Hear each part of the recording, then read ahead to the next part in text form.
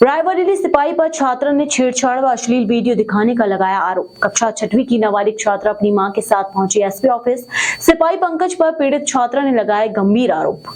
पीड़िता के घर पर ही किराए पर रहता था आरोपी सिपाही पंकज। 1 साल से पीड़िता के साथ कर रहा था छेड़छाड़, किसी से बताने पर जान से मारने की दे रहा था धमकी।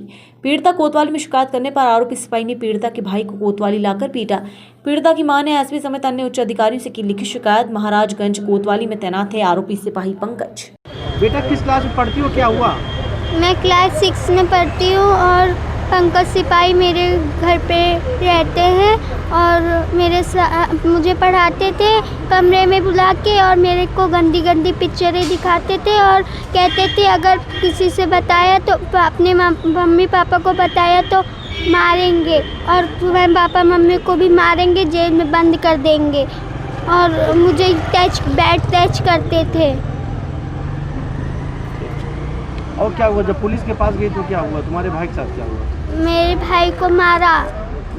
किसने मारा? पंकज भैया ने, पंकज सिपाही ने।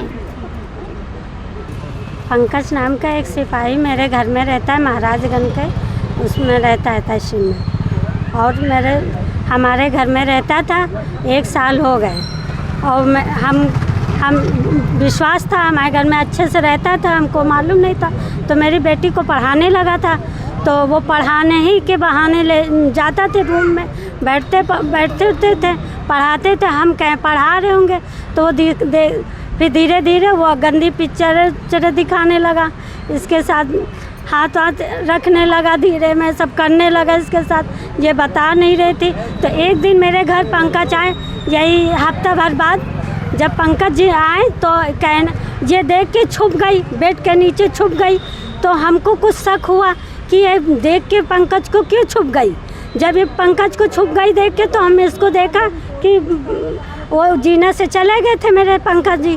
तो फिर नीचे आए, वो चले गए। फिर तो हम इसको निकाल के मुझसे पूछे, जांचे कि क्या है, तो बता नहीं रही थी। फिर 2 दिन बाद 4 दिन पहले इसने हमको बताया कि मम्मी हमारे साथ पंकज ये करते थे, ऐसी बात है।